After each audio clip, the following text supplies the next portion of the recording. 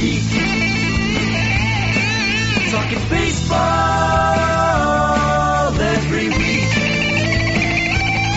Because the Gleeman and the Geek. And welcome to Gleeman and the Geek, the Where Do We Stand Now episode. John Bonus of TwinsDaily.com with me, Aaron Gleeman of The Athletic. We're both sitting. We are both sitting. Neither of us are standing. So we're not standing now. We are literally sitting in the conference room. I really spend the majority of my life trying not to stand, which is why the beat writing job is so difficult for me because so much, I would say A lot of standing around. 35% of that job is just standing around. Yeah. Like literally just standing. Yeah. Waiting for things that may or may not ever happen. So when you go to the winter meetings in 4 or 5 weeks, similar? Yeah. Oh, God. Or is that a lot of sitting around? A lot of walking too, which is my truly my least favorite thing, other than running, certainly. Kind of There's your no CrossFit. Yeah. It's the walking piece. Yeah, I'm staying. I just booked the hotel. It's in Nashville at the Opryland. There's a chance I'm going to be joining you. We'll see. We can share a Uber. The 8 block. I'm the exact I am not Ubering 8 blocks. Well, this is what I was going to say. I had this discussion with Betsy in Houston. We were at the same hotel. Betsy Helfand, former and future guest. Yes. I always say that because when I say like former guest, it's like, yeah, we parted ways with them. They're done. But my ideal. That's not how we wanted to break it to Betsy, but sorry. Yeah, Betsy. sorry. You're out. You're out. Bobby's in. Well, yeah, they're actually we just had people who aren't Patreon subscribers. We just had Bobby Nightengale, the Star Tribune's newest beat writer, who joined the beat in June. Yes. On the show as a first-time guest. Yep. So yeah, we one in, one out. We got a new lots guest. of good conversations. Learned a little bit about him. Got his view on the Twins post or off season and what they might be doing. And we had a pretty long discussion about the difference between the Twins organization and Twins culture and Twins social media culture versus Cincinnati. Where he spent, 5-6 years last there. He's also covered the Detroit Tigers, so that's one of the advantages of bringing in somebody new to the Star Tribune like that, in a position like that, is you've got somebody who's seen other major league organizations, and I thought it was an interesting conversation for those people who, don't pay attention to other teams as much. Yeah. As to what is Plus, going on. I've tried to encourage the beat writers. There's 6 of them or something like that, who I see every day during the season, and I like. Excuse me. Septo. Yeah. No, he's a villain at this point. I don't know why. I don't know. I'll go along with whatever you say. But I've been trying to encourage them. I think it's fun to watch them get reactions from people from stuff they say on the show, because we're so used to it. Right. I know this is going to sound like a humble brag or whatever, but when someone comes up and says hey, you guys, whatever, you like Chinese food or whatever, it's yeah, I know where that's coming from because I talk about that endlessly. Right. It's Gleeman, I'm surprised to see you standing. You just said how much you hate standing. Well, I'm yeah, we said that on the podcast. But then people come up to Betsy and they're like, hey, Betsy, how was it doing that? And she's like, how do they know that? And it's you think Bobby will come up and say, hey, fellow Jaguar. Yeah. I already saw on Twitter, people were like, hey, you were in Lawrence, Kansas. I'm from Lawrence, Kansas. And it's okay, yeah, welcome to our weird people Patreon comments on. I'm also a Jefferson grad. Right, exactly. So yeah, I like that. But yeah, what was I going to say? Oh, the worst distance, the best distance on road trips. Not that I go on a lot, but now I've gone to Houston. I'm about to go to Nashville. Is staying in the hotel where the thing is happening. For me, right, yes, that's the best. Sure. Right. The second best distance, you might say, well, the second best distance is 6 or 8 blocks away. Because if you're a normal human with functioning legs and sure, your weight starts with a 2 or a 1, let's say. Yeah. But that's the worst distance for me. The best distance for me is 1.5 miles. Sure. Because then I don't feel as guilty taking an Uber. That's right. Yeah, and I can maybe talk other people in my hotel into taking an Uber. Right. But your reaction when I said, hey, we can take the Uber 8 blocks, and you said, I'm not taking an Uber 8 blocks. The morning, in Houston, Betsy was at the same hotel, or I was at Betsy's hotel, and I'm like, I'm going to take an Uber. And she's like, isn't it 7 blocks? And I'm like, yeah, well, I don't care. And she's like, oh, well, okay. And I was like, here's the catch-22.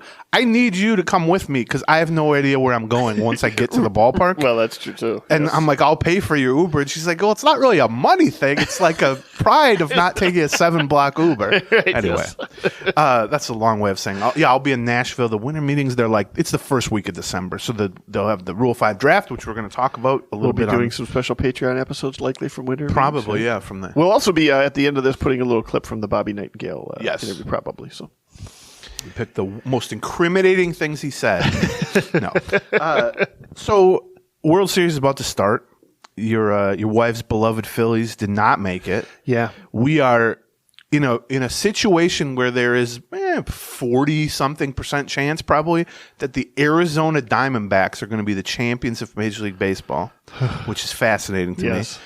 And the funny thing that happens we've joked about this in the past, but every October is whatever the successful team or teams, the teams that make the World Series, or even sometimes just make it to that LCS, people want takeaways from that, Right. lessons Yes. to learn Right. from that. Yes. And when the Royals were winning Yes. 10 years ago, it was you got to have a great bullpen. And put the ball in play. Right, put the ball in. And then it was like, well, actually, no. Then, sometimes it's rarely, almost every year, like this year, teams that out-homer their opponents Right. are 21-3, Yes. but no one ever takes that lesson away No. from it. Yeah. Because no one likes that lesson, No. which is hit the ball over the fence, you win a lot of games. Right. Because people hate that lesson. The opposite, if the opposite ever happened, Right. that would be the lesson to take away. By the way, the opposite will never happen because hitting home runs is good. But I feel like the Phillies last year, and sort of again this year because they did make the LCS, was star power. Right, yes, Spend yeah. on big superstars. Those are the guys that come up big in October. And then Those in the can be offseason, they added Trey Turner. Right. Right. and they made it back to the LCS. And I do think the lesson from Texas's standpoint is similar to that. Yeah, in that it's true. Texas was terrible for You're right. 5 years basically, or 3 years. And they bought Corey Seager and they bought Marcus Semien. They also bought DeGrom, which turned out poorly, and some other guys that turned out poorly. They got Scherzer at the deadline, which cost them a ton of money. It hasn't all worked out, but Seager is an example of Yes. that's a guy you can't just grow homegrown. That's right. Like that's a guy you had to give $300 million to, and Yes. now you have one of the best players in the world. Right. So I'm sure that will be a lesson to be taken away. I don't really know what the lesson to take away from the Diamondbacks is, except it bleeds into the lesson that I try to always take away from every playoff, which is that there is no lesson to take away from. There is no master plan. Right. You find something you're good at, and you be really good at it. Yes, For and that I 3 will week even stretch. strip it down further than that, which is get into the playoffs and get hot for 3 Right, weeks, yeah. and that's the plan. And you can't script that necessarily. Obviously, the better team you build, and I would say specifically within that, the more frontline talent you have, because depth becomes kind of a shrinking asset in the playoffs, the better off you are. And we saw that from the Twins even, from a pitching standpoint. It doesn't matter who your fifth starter is. It matters who your first, second, and maybe third starter is. Right. And we're seeing that. But this thing where people are like, you got to build your team for October, there's no such thing. And you see it every year. There isn't a person in the world who predicted an Arizona Diamondbacks, Texas Rangers World Series. right. These teams, it's not like they went in hot even, which hasn't been proven to be anything, Yep. Correlation-wise. And so I know it's deeply unsatisfying. I honestly think when I saw the World Series odds at the beginning of the postseason, I think there were only a couple of teams that had worse odds than the Twins. Yeah, and it might have been both. And I think it was I think both of these might have been there, right?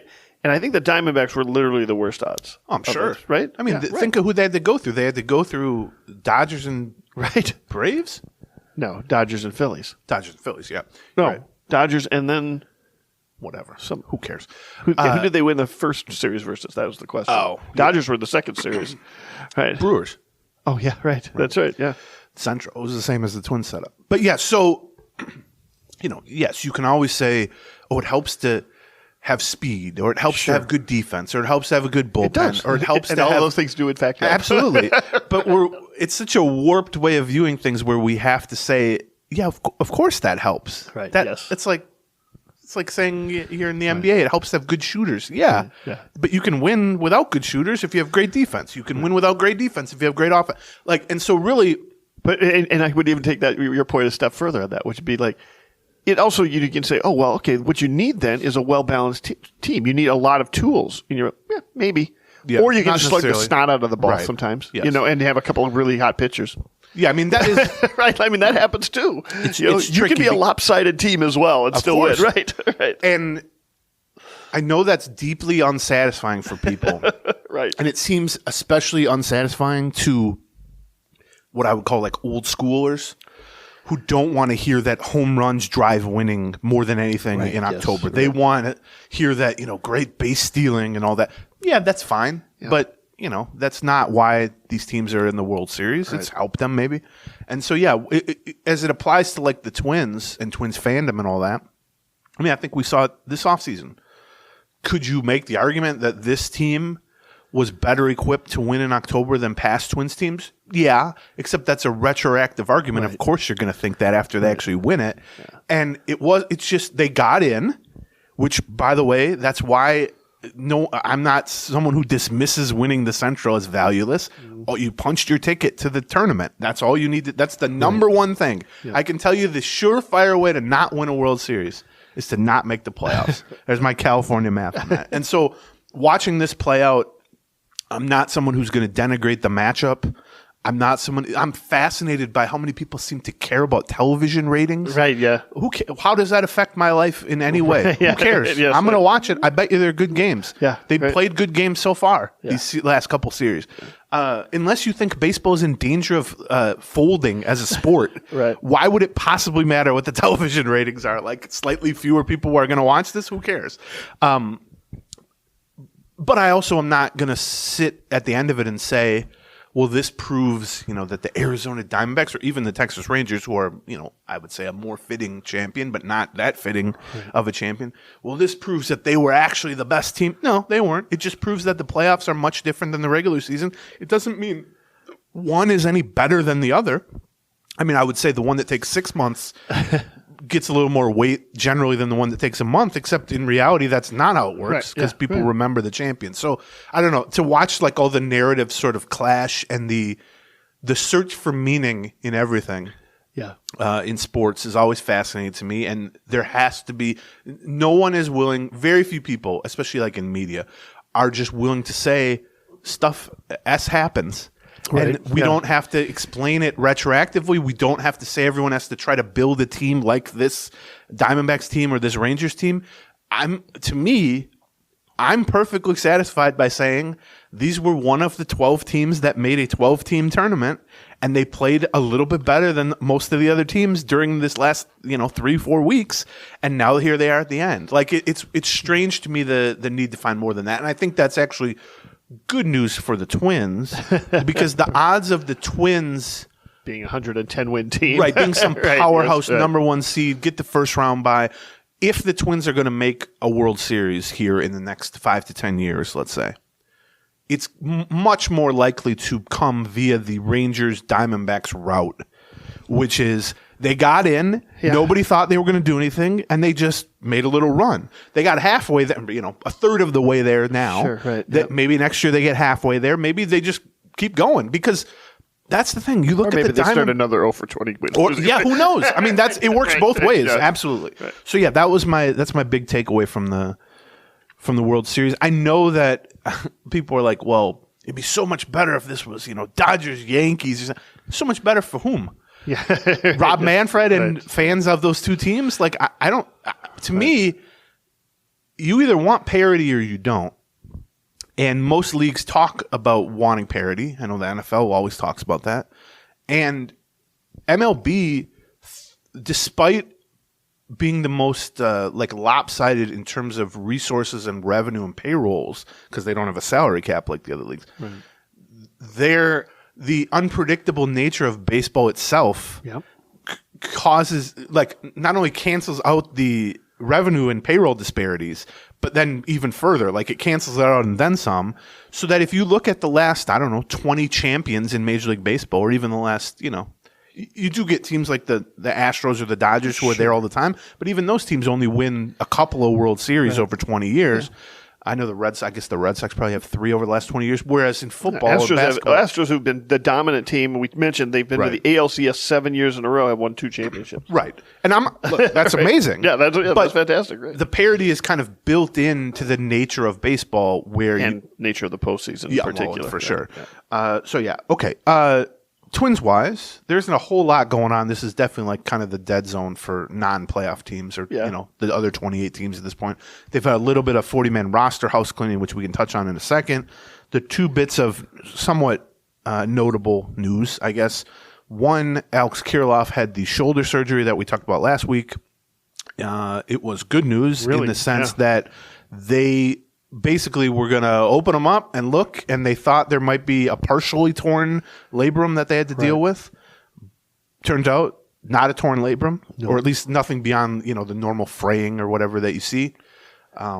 They took out the bursa sac that was, they think, causing a lot of the inflammation. That's a pretty minor. It's good that's an arthroscopic surgery. Yes, it was. Right? I don't want to say best case scenario, but it was far, far, far from the worst case scenario for him. It sounds like he should have a relatively normal, like once the January rolls around, a couple months to get ready, basically for spring training. Can have a normal spring training. Now we'll revisit that because we've heard that before with players, and then they show up to spring training and they're not ready. But good news on that front, because even a partially torn labrum is going to be months of rehab and recovery for him. Right. The other bit of news was we talked about actually with Bobby on the Patreon a few days ago, but Thad Levine out of the running for the Red Sox job. He went through the first round of the interview process. Sounds like he wasn't going to be part of the second round of the interview process. I don't know that they've made it official yet, but Craig Breslow is going to be the guy to get the job. No, I think I don't know if they made it official either, but it's been announced, right? Yeah. Twins fans may remember Craig Breslow. He was a left-handed reliever during the Gardy era, kind of middle of the Gardenhire era. The talking point on him always was too damn smart. From Gardy, I heard some great stories. There was a ex-Gardenhire player in town, and I asked him. I was just chatting about that era. I heard some great stories about Kevin Slowey and Gardenhire on that front. But anyway, Craig Breslow, the talking point was always he's the smartest man in baseball. Right. He's the smartest player in baseball, and he's Brown University. Yeah, one of the Ivies. Who knows? It's no Carleton. Yeah, exactly. Or my alma mater. Is it even an alma mater if you don't graduate? Yes, you're still an alumni because they'll still hit you up for money.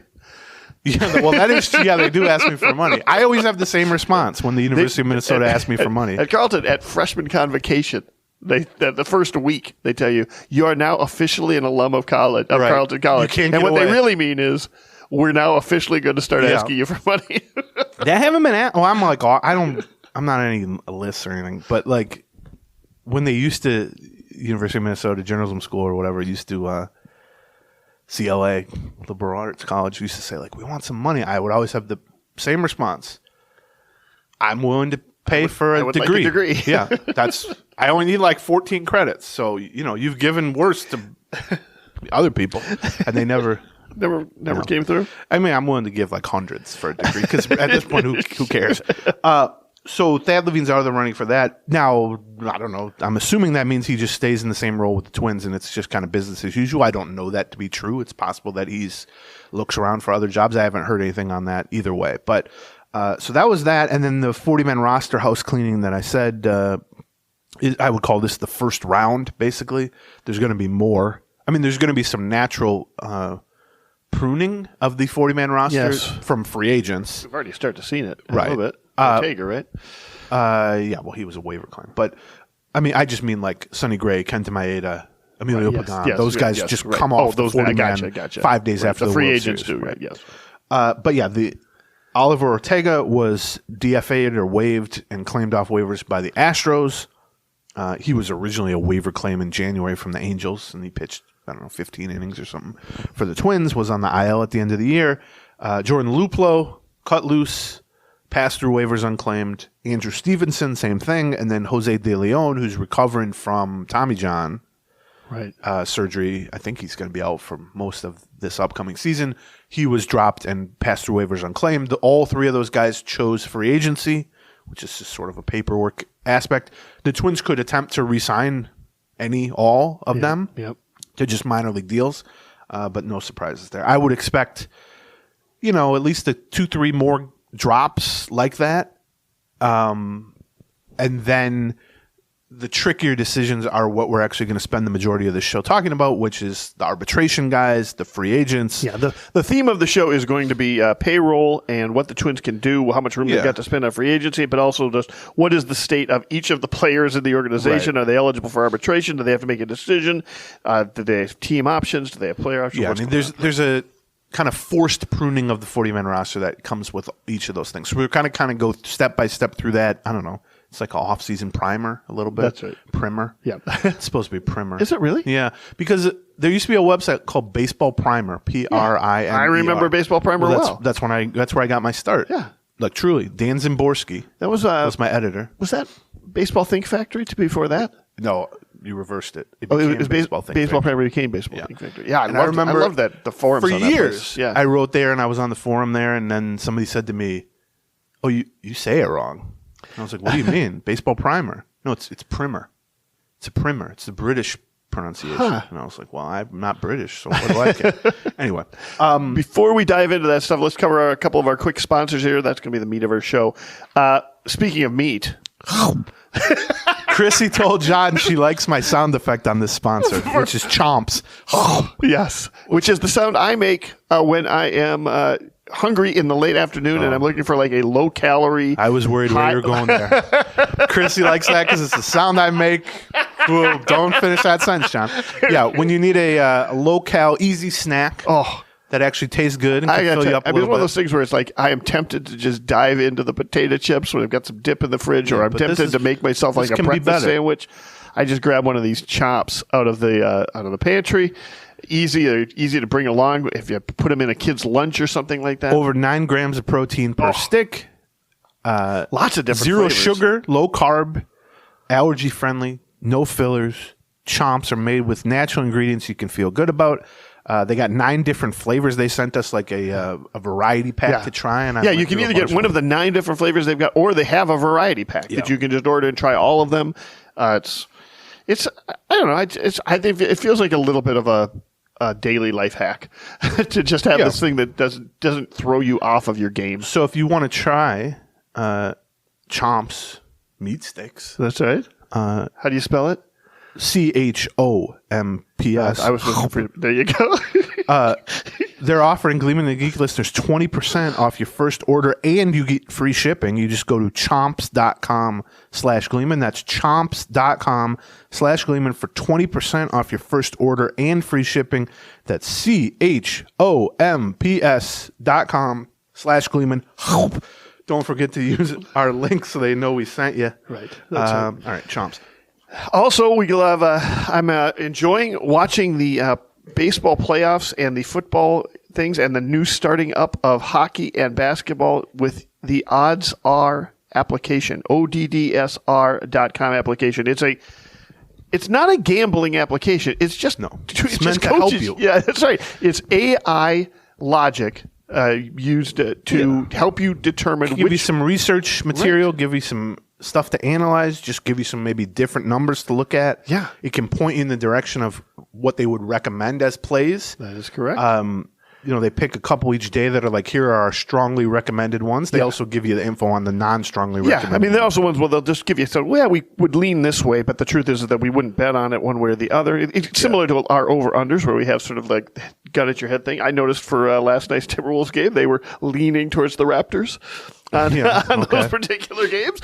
They didn't say to bet on the Raptors, but it's smart betting made simple. It's just an app you can get on your phone, super easy to set up on the App Store or Google Play, whatever it is. You can get a special link to use to get straight to the download. And here's the best part, just for Gleeman and the Geek listeners, you download the app at oddsr.com. That's ODDSR.com/Gleeman.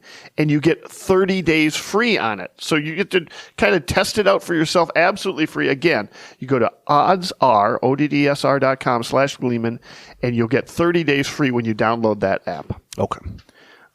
So just to kind of clean slate it, the Twins spent like a shade under 160 million this year on the payroll, and I think it was like 158 or something like that. But that is the highest in Twins history by a decent margin. Yeah. However, it's also 17th. It was 17th out of 30 in MLB, which is, exactly average, basically. This year's payroll was 17th. Their payrolls the last 5 years were 17th, 16th, 17th, 17th, 18th. Right. Yeah. We know the level that they're sort of comfortable being at under Sure. Derek Falvey. Right. And we've talked about this a lot before. I personally look any team, any fan of any team in any sport, even salary cap sports, is like they could spend more. You can always spend more, and especially in baseball. Yes, there's limitless spending. If the Poads wanted to have a $600 million payroll every year, They want to be a top 5 payroll. They want to be could the number 1 payroll. They could spend do $1 billion a year, They whatever. have to get it is. up to $350 million or something, but they could do it. If you're being realistic, which we try to do, because look, if we say, let's pretend the Twins are going to spend $300 million on payroll and let's preview the offseason. Well, what good does that do anyone? They're not going to do that. Right. We have a pretty good sense of where the Twins are comfortable spending, given their market size, given their revenue, given, the contracts they have. And it's basically average out of 30. And we should also just say, for the most part, you'll get the occasional renegade owner that will, Steve Cohen or something. Although even those are usually short term. Right. It doesn't that's always what I'm go saying. well. You'll get the occasional renegade owner that might, put all his chips onto the table for, a 2 or 3 year period. San something Diego like that. just did that. That's exactly It didn't right. go well, and now they're about to trade away The guys. Mets are doing it right now, and that's not going well. Right. But in general, what you'll find out of those 30 teams is this is about where they line up. The Twins are not an outlier in terms of how they are spending money given sort of their market size. Right. I would say for years, look, You'll get outliers on both sides, actually. You'll get somebody who's overspending, and then you'll get for sure. the A's. Right. Cleveland. Right. Yeah. Right. For years, we kind of bang the drum of they need to spend more, and we haven't done that as much of late. Not because our opinion of what teams should spend has changed, but their spending has increased, and they've gone from often under Terry Ryan being 22nd, 24th, bottom third, to now being average. And that may seem like a small thing. And like I said, you can always spend more, especially in baseball. I'm not saying that's wrong. It would be great if teams spent more. Right. But why? The thing I try to come back to on the payroll arguments where people aren't necessarily all that logical on it, which is why would the Minnesota Twins, given the market size and the ballpark and the revenue and the TV market, all the new TV contract, everything. Yeah, right. Why would they be higher than average? And kind of tied to that, if you're a person who thinks the team should just spend more, right? Well, that's true of the other 29 teams too, right? And so if the Twins should just spend more, sure. Right, yes. Well, so should the Tigers and the White Sox and the Yankees and the Dodgers and everybody. And Diamondbacks. I don't know that you're sort of Right, yes, standing right. within the 30 is going to necessarily change. No matter how you slice it, the Twins are not a big market. They're much closer to a, second or third tier market or a middle tier market. Right, yeah. And so to me, especially within the American League Central, where, by the way, their payroll was second out of 5 in the American League Central, behind only the White Sox, I think there's a decent chance that they lead the Central in payroll this upcoming season. Payroll is no longer any kind of excuse for a lack of winning. Once you have an average payroll in a division where average puts you near the top in spending, because you're with Kansas City and Cleveland and Detroit, the payroll is an excuse anyway. Right. And so you can always push for spending more, but to me, if you're going to spend an average amount with Minnesota as a market, you're at least kind of doing your due diligence. You're checking the box. I don't think they deserve a parade thrown for being 17th. Sure. But I just think it's no longer kind of a point of emphasis as a criticism. Would it be great if they were 14th instead of 17th? Yeah. And this year is going to – now, COVID put it to the test because revenues dropped across the board. Yep. This year is going to put it to a test in a different way because, as you mentioned, and we've talked about quite a bit over the last few months, but if you want a much deeper dive into sort of the TV situation, where there was a Patreon episode that we did right after speaking with Falvey, and look for the one with Falvey and Baldelli recap where we kind of dove into that topic quite a bit. Basically, they have been making $55 million a year from Bally to broadcast their games on Bally locally. That contract is up. It's done now. Yes. For the over. Twins. Yes. It expired at the end of the season. I mean, maybe it goes through the first of the year. I don't know. But it's effectively over. And that whole situation is just in chaos. Local television market, not just in Minnesota, but across baseball. The Diamondbacks and the Padres have already kind of canceled out their contracts and gone under the umbrella of MLB. Teams are going to be scrambling as their contracts expire. But what it means for the Twins for 2024 is, you're taking $55 million in revenue out of a pool of total revenue that's probably $250 to $300 million, roughly. So that's, 20% of your overall revenue. And they have they have some idea, but you're not going to be able to recoup that. Even in a best case scenario, if they land a new deal, someone swoops in, tries to give them a 5-year, it's not going to be for $55 million a year, I don't think. Right. And so then the question becomes, well, how close to it is that? Is it $40 million a year? Is it half? Is it $25 million a year? And then from there, if you lose half of your television revenue, that's going to affect the payroll. Right. And typically it's about 50%. So if your television revenue goes from $55 million to $25 million, that's $30 million less you're taking in. Does that mean the payroll goes down by $15 million, or can they put together a television package that's at least closer than that, so it isn't a big drop off? The other option is the Poles just say, screw it. We just signed a television deal that's half what our last one was. That's unfortunate. We're just going to make up for the lost revenue and just spend the same amount anyway. I certainly, if I were asked by them, I don't expect that to happen, but if Joe Pole had called me up, I would certainly make the case to them that the kind of marginal spending, another $8 million, another $10 million to at least maintain this level of payroll can have outsized benefits that go beyond just the next season. That will help. It will help you add a center fielder. It will help you add a starter, whatever it is. But I just mean to keep the growth or the morale of the fan base kind of rolling here and I think if you at least maintain the payroll, most of the people, if they read a little bit about the television situation or whatever, can at least make sense of that. It didn't grow. But if you drop it from 158 to 145, it's going to be very easy for people to say, they finally won a playoff game and now they roll it back and they do this. And so I would very much tell them to avoid that at all costs. Yeah, I think I agree with you. I think what I would say is that in every team's, especially mid-level teams, right, cycle, there is a competitive window, and the time to invest more than you should is at this point of that competitive cycle. And I think you've seen it with both the Phillies and the Rangers, where they were like, hey, you know what? We've got a good young core. Now is the time that you throw an extra $30 million a year in at signing, Bryce Harper, and then they did that over and over and over again. They continued to do that. But the point is that because you have that young core, this is a pretty good time to invest.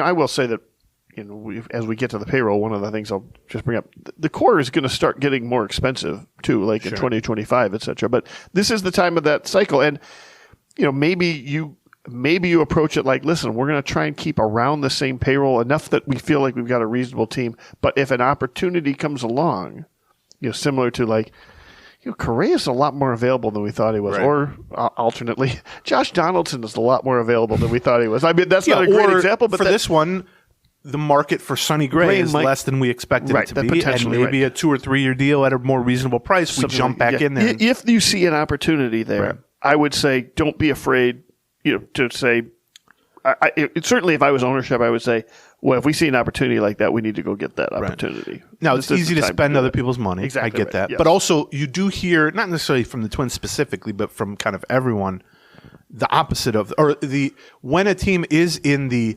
building or rebuilding cycle, part of the cycle, and it's not a good team. The Rangers were like that. Even the Phillies were like that. The Twins were like that for half a decade or whatever. You always hear, our payroll's low now. Right. We're only spending $80 million. We used to spend $135 million or whatever. We're only doing that. But once the winning starts back up and the winning window opens back up, well, then we'll push all this money and more into the middle here. Not that we're literally taking unspent money and putting it for a future year, but what you said. And so this is the time to invest. Right. You actually have to see that come to fruition, I would say. And so I don't really have a strong indication of what I think will happen because it's so tricky without knowing what the television situation. Maybe we'll get some news at the winter meetings. Right, something but like that. maybe not, though. No. Like they certainly want to. I don't know that they'll have the television stuff figured out by the winter meetings, and if the revenues are dependent on that, right. You could have your hands And tied for they're a while. not alone in that. I mean, Right. there are a handful of teams, and then there are also teams like next offseason, another handful come up. Okay, so with that as sort of your overall notion of payroll and spending, I would say somewhere between 150 and 160 million seems like a reasonable baseline. That's average-ish spending, which they've been at, like I said, for 5 years in a row. So here are the guaranteed contracts that they have on the books for 2024. These guys are getting paid no matter what by someone. They could get traded, obviously. Some of them could be. But these are the salaries that are on the books. So you have $32 million for Correa, plus there's a prorated bonus amount that he gets. But I'm just going off the base salary. It's essentially 36 overall, but yeah, right. Yeah, exactly, right. Yeah, although, well, no, it's like 33 because you spread it over the life of the contract, the bonuses for like the luxury tax. I thought, okay. Oh, for luxury tax, yeah. Yes. He's got a $32 million base salary. Byron Buxton has a $15 million base salary. Christian Vasquez has a $10 million base salary. Pablo Lopez has an $8 million base salary. And by the way, this is the last cheap year of Pablo Lopez. Right. Then his extension. That's one of the reasons things start getting expensive in 2025. Kicks in and he starts making $22 million a year, something 21 like that. and a half. Yeah. So you have $8 million for Pablo Lopez, $2.5 million for Chris Paddock, and then $2.3 million for Randy Dobnak, who's injured and has been injured and is not on the 40 man. So you add all that up, and that's roughly $70 million. It's $69.8 million, something like that. Let's call it 70. But that's actually misleading in that, well, that's how many is that? 6 guys that I list?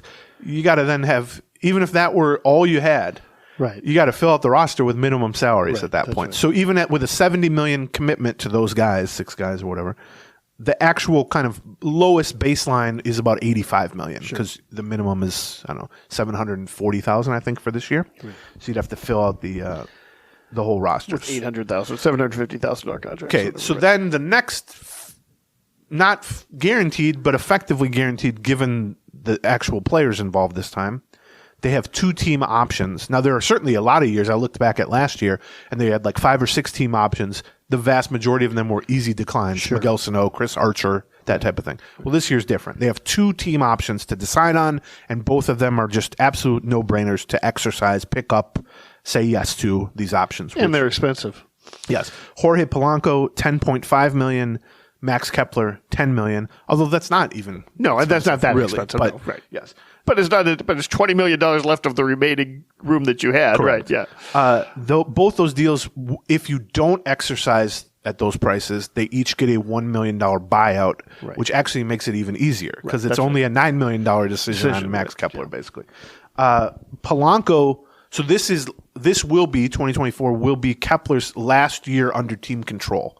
This $10 million option is his last year of his entire contract. He will be just an outright free agent after this year.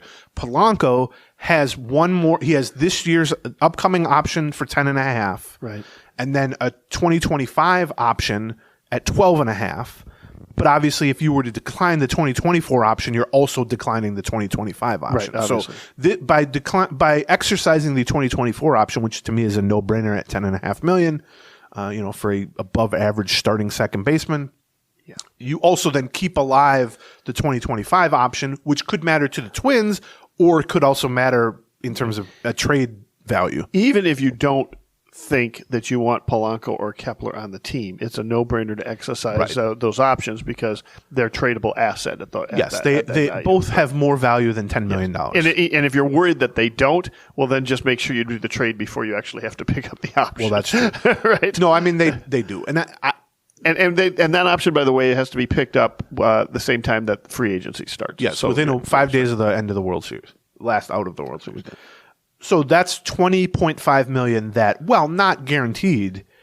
It's essentially guaranteed. Right. Now, again, you can trade those It's no-brainer. Guaranteed versus no-brainer. So now you're at roughly $90 million in guaranteed salaries, effectively guaranteed salaries. Okay, then you get to the arbitration eligible players, which are players who have completed Well, 3, but can be 2 and change seasons of service time in the majors. You make the minimum salary initially, and then you get to a point, let's just for the sake of simplicity, call it 3 years. It can be like 2 years, 2.9 years or whatever. You then get built-in raises. Which is actually important this year. They've got a couple. But it's irrelevant for team control. It just means more money. Right, yeah. The arbitration system is set up for, guys are young, they make the minimum salary. If they prove worth keeping past 2 or 3 years, then there's built-in raises. You jump from $700,000 to $2 million, and then the next year you might jump to $6 million and then to $10 million, that sort of thing. Well, they got a bunch of arbitration eligible guys. Yes, that's true every offseason, basically. They have, to me, 4 no-brainer, like you said, guys, which is Willie Castro at $3.2 million. These are, by the way, these projections are from MLB Trade Rumors, which has every year they put out the arbitration projections based on the, mathematical system that they have, which generally, big picture is pretty accurate. It's the best thing we got to try to figure out what these are. It can vary by 500,000 or $1 million or something like that. But Willie Castro $3.2 million, Caleb Thielbar $3 million, Ryan Jeffers $2.3 million. Alex Kirilloff, $1.7 million. Yep. I think all 4 of those will be easy decisions for the Twins to keep those players at those prices. They would be foolish not to do it. So that's roughly $10 million right there. So now you're at $100 million if you keep those 4 guys. Then I would call these the borderline decisions. There's 3 in my mind, arbitration-wise, which is Kyle Farmer at $6.6 million, Jorge Alcala at $1 million, and Nick Gordon at $1 million. And obviously, the minimum salary is almost $1 million anyway. It's $740,000. So when I say Alcala or Nick Gordon are borderline, it's not because they're going to cost $300,000 more than the minimum. That's irrelevant, basically. It's a rounding error. But the question with them is, will they be kept, period? On the 40-man roster. Do the Twins want to continue, commitment to them? Or will they just be dropped from the 40-man roster? If you are going to stick with one or both of them, the $1 million price tag is irrelevant. It does not scare you off at all. Yeah. But and the Farmer is a much different situation. The Twins would love to keep Farmer, but $6.5 million is a lot for a utility infielder who's you probably want to give 300 at bats a year to, something like that, 250, 300 at bats. He's 33, I think. He made a little over $5 million this past season, and so what's the difference? This isn't a huge raise, no, right? But last year when they traded for him, there's a possibility he would still be the starter. He would be the starting shortstop, right? Yes, I think his kind of importance to the roster at the moment they acquired him was much higher than it would be now because you have Correa in the mix now. You have Royce Lewis at third base. You got plenty of other infielders, in the majors or soon to be in the majors. He does fill a role. He's a guy who hits lefties. He can play everywhere in the infield. He's certainly well liked in the clubhouse. I don't think $6.5 million is an outrageous salary for the role he would likely fill. But if the monetary issues that we just discussed from revenue and payroll are a factor, that is a very easy way to cut, $6 million right there. Yep. Is to just replace him with a lower salaried veteran, maybe making $1 million or $2 million, or replace him with a young player, or try to bring him back at a smaller salary, whatever it is. I would go as far as saying, I think one way or the other, that $6.6 million isn't on the Twins roster next year. Yeah. Again, I don't know. Counting it's against tricky. their payroll I really genuinely do think they would like him back on and off the field, but you're limited with what you can do in arbitration. You can't give a guy like a true demotion for salary. Right, exactly. So, yeah. You could cut him loose and try to bring him back. Well, the moment you cut him loose, he can go negotiate. My point is, I think they'll try and trade him to somebody before the actual arbitration deadline. I think that is. I think it'll be similar to what we saw with Gio Urshela last year. What they will do is they will shop, or maybe even Eddie Rosario the year before. Yeah, but he's not going to have his. Who's going to want Kyle Farmer at 6.6 if the Twins don't want him at 6.6? Somebody who's got looking for the same thing the Twins were last year. Somebody who's looking for a floor-setting role for the shortstop. And he played 10 games at shortstop this year. Yeah, but it's not like he can't play shortstop. They just saw it the year before. Well, yeah, but he's playing behind Carlos Correa. It's not his fault he wasn't playing shortstop. Their plan was to play him at shortstop. But John, how many 34-year-old shortstops are there? Each year at the age Kyle Farmer is. Yep. You lose a real high percentage of your ability to play shortstop in the majors, just big picture. And the fact that he didn't play shortstop hardly at all this year is not his fault. Sure. Because he had Correa ahead of you. But he was coming off 2 years as the Reds' primary shortstop. Well, now he's 33, and he really hasn't been a primary shortstop now for a year because he didn't even finish 2 years ago as the Reds' primary shortstop. I would have a very hard time picturing a team that both is willing to spend $6.5 million on Kyle Farmer. On a 1 year. Right. Because any bad or rebuilding team isn't going to do that, right? Because why spend the money? And any contending team, I don't think, is going to view him as a viable everyday shortstop. No, I mean, the Reds. I agree with you on the latter half of that. I'm not sure I agree with you on the former half of that. So, if you were to keep those three guys, that adds another, $8 million or something like that. So then you're at like 110, something like that. Then the easy no's, they've already made the decision. They dropped both guys from the 40-man roster, which was Jordan Luplow, who was projected at $1.6 million. He's already been dropped. And Jose De Leon, who was projected at $700,000, basically the minimum salary. Yes. And he's already been dropped too. So really the only decisions that they have arbitration-wise are, do you want to keep Farmer as sort of a premium backup? Right. And then are you just keeping, period, Nick Gordon and or Jorge Alcala? Right. But even then, you're not really with those two. It's not like you're impacting the payroll in any real way. Because either way, they're going to be replaced by somebody. It's just whether or not it's a minimum salary person. So it's a different combined of like $500,000. Yes. Right. So, and again, you have to fill in the blanks with minimum salaries, all that stuff. So essentially, it can vary $8 million or so depending on those three guys. But the actual kind of, as it stands now, baseline payroll is like $110 million, roughly. You add Farmer, go ahead and add $6 million to that. If they're willing to spend at the level they did this year, which is $160 million, well, you got, $45-50 million to spend. Right. But if you're dropping payroll to $140 million, well, then all of a sudden you got $25-30 million to spend. That's a lot different because, and we'll talk about free agents here in a second, you do have some significant free agents leaving, Sonny Gray being the most significant, but also Kenta Maeda. Yeah. I think Joey Gallo. Yeah, that's right. Tyler Mahle, that's going to be hard to replace him. Dallas Keuchel. Yeah, right. You'll never replace him in Ted Schwarzler's heart, no matter the price. But I guess in theory, saying, they got 40 or 50 million to spend, that sounds like a lot of money. And, it is a lot of money. But if you need to sign a Sonny Gray equivalent, well, that's like half that money probably. Right. Or trade for a Sonny Gray equivalent, or a third of that money, let's say. And if you need to sign a center fielder, that's, $8 to $10 million there. It goes quick. And even if you're just going to re-sign guys like Donovan Solano, it starts to eat into that. I think last offseason, when we kind of set this same table, there was much more possibility, in part because of the Correa situation looming over everything, but there was much more possibility of being like, all right, they could throw around a little money here. Like they could actually target some high-end guys, and they ended up doing that. They gave Carlos Correa $200 million. I don't really see that happening necessarily this offseason.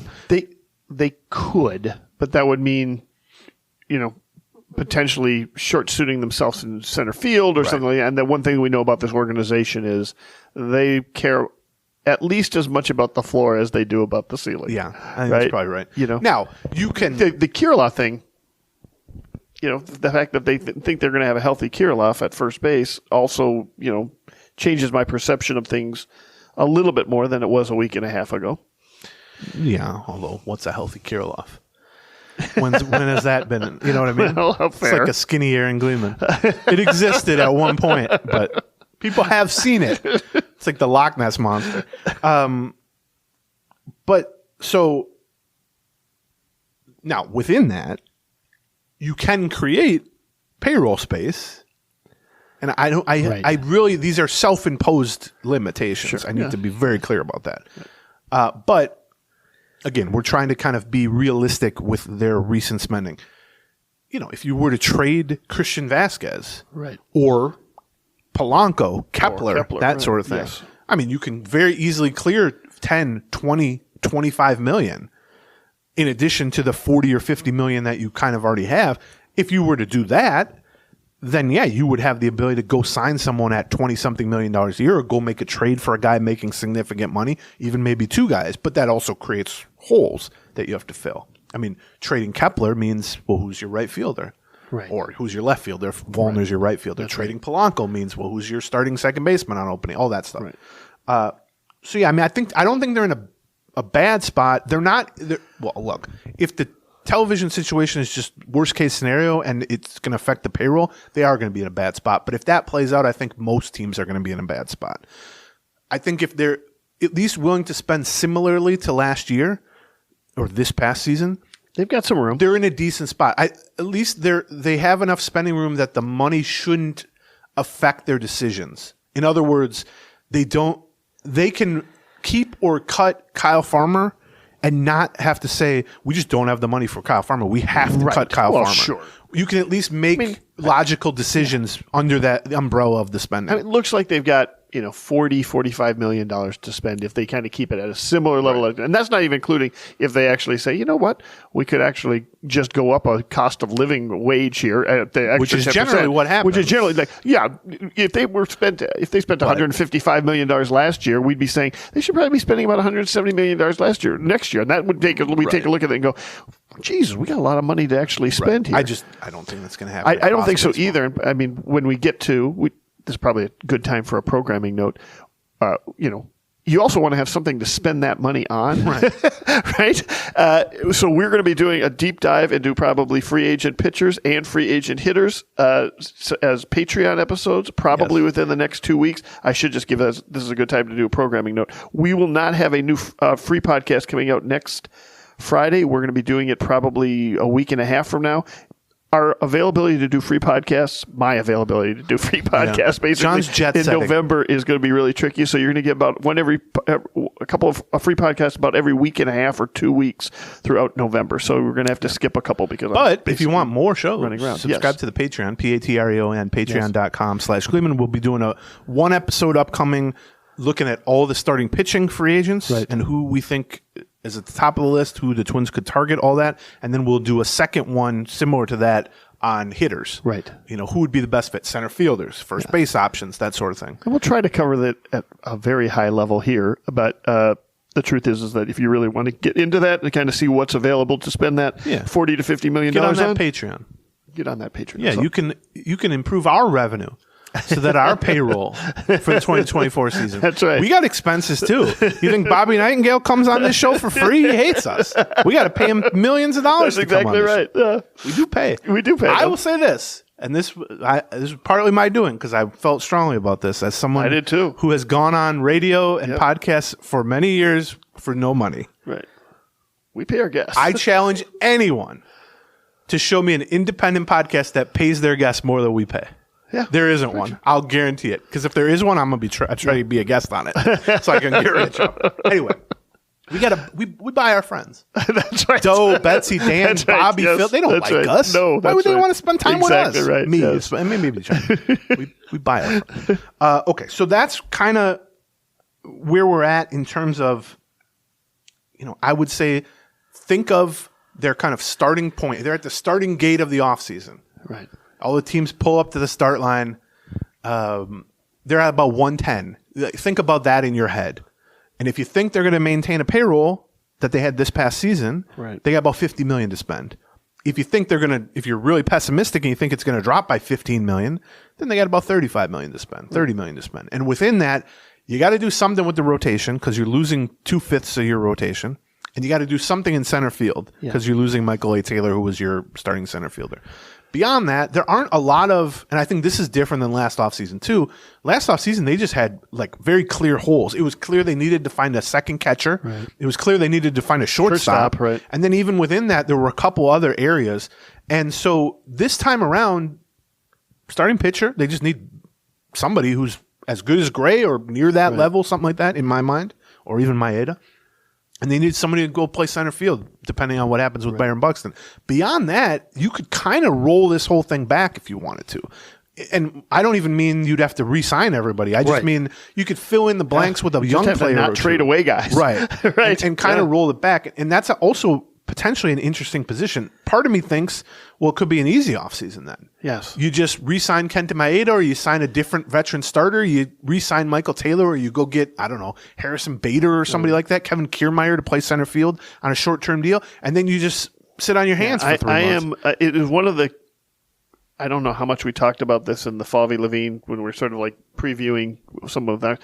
I am going to be interested to see how aggressive the front office is this offseason, because you're right. What they could do is say, listen, we're getting the snot kicked out of us on this TV revenue thing. We know we've got a bunch of raises that we're giving out next year, because not only do we got Lopez and Paddock making more, we've got a bunch of guys hitting arbitration next year. Both Ober and Joe Ryan are going to hit arbitration next year. This is the year we need to, keep our powder dry, so to speak. You know what I mean? We're going to roll out $130 million payroll. We're going to, react to the TV revenues thing. We're just going to get ourselves a center fielder, maybe fill in a couple of other small gaps for some depth, and then call it a day, right? They could do that. That's certainly that, and that's not a totally unreasonable stance. But it hasn't really been their MO necessarily. But this ownership group, not ownership group, this front office has for the last few years been big game hunters. Right. In a lot, they've been. Certainly relative to the last 40 years of the Twins. Yeah, but the Correa thing was one. Now, obviously, that they lucked out on a lot of things for that to happen, right? But Josh Donaldson Correa was another twice, example, right? Josh Donaldson once trading for Pablo Lopez with Luis Arraez. That's an example. Trading for Malley, trading for Sonny Gray. Right. You can argue the intelligence of some of these moves or how they turned out, good or bad, in the moment or in retrospect. Absolutely. But one thing they generally haven't done, right, and it's a mixed bag for sure. Right. Just from the ones we just mentioned, it's about 50-50, right? Yeah. And so I'm not phrasing this as like praise necessarily, but they very rarely just kind of gone, we're fine. We're fine as is. It's fine.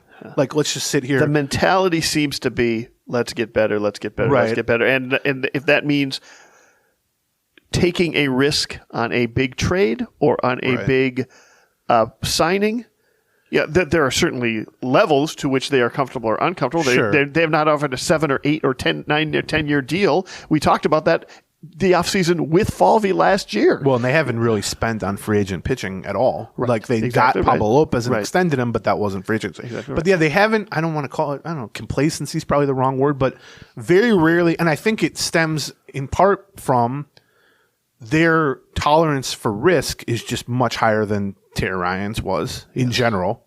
I think they view risk as like a positive thing, partly, where Terry Ryan was deathly afraid of it. And I think like one of the foremost characteristics of this regime, like as individuals, but certainly collectively, is they want to turn over every stone. Right. You know what I mean? They want to kick every tire. They want to look behind door number 3 and door number 4 and door number 500. And if you do that enough, you are going to come across, if you do that enough versus saying, we're kind of set here. Like, we don't really have any holes. Why make calls and why try to see who's available and why, do this and do that? Why field offers on building block guys that we like Luis Arraez, let's say. Right. But they're so willing and place so much value on kind of figuring out what all the options truly are. Trade market, free agency, all this stuff. Like, could we sign this guy and move this guy to the bullpen? Could we sign this guy and move this guy to another position? What would be like? Could we just have this guy as a high end backup? Like, they're trying to uncover. When I go to the grocery store with Becky, she hates going to the grocery store with me because I walk up and down every aisle of the grocery store every time I go. It takes me 5 hours. Unless, it's like I'm grabbing one thing. If we go to the You're kicking the tires on everything. Because here's why. I want to see new products. Right. I want to see what's on sale. Right. I want to see, maybe I just spot something that I've never seen before and I go, man, that looks pretty good. Yeah. Mostly it's the chip aisle that I'm spending my time in. But you go shopping in the grocery store the way she goes shopping for clothes. That's probably shoes. And I think Falvey and this regime take that approach, which is they're walking up and down every aisle, not because they're going to go nuts and fill their whole cart, but they don't know, in the second to last aisle of the grocery store, maybe there's some end cap, that something's half off, and you go, well, that's good. It's cheap. Yeah. Why not? Or maybe there's something that's a brand new product that you've never seen before. It's like Oreo's got, French toast flavoring now or whatever. It's like, let's get that. And as a result, we, the second week of January, are going crazy because they're not spending the money that we think that they should be They're having. still on right? the 8th aisle, and there's 4 more to go. That's right. Yeah, she refuses to go to the grocery store with me anymore. That's right. And so that, I think, lends itself to expecting not blockbuster moves, although they have had plenty of those the last 3 or 4 off seasons, but more movement than I guess like this current state of the roster would necessitate. Yeah. And that could mean trading someone like Polanco or Kepler. It could mean, signing or trading for a Gray replacement that we just kind of don't see coming. It could mean trading a young player that people currently perceive as a building block, and they just think there's good value. And so they are going up and down the aisles. They are kicking all the tires. And so I think, it's possible that we laid out that they could just kind of go, you know what?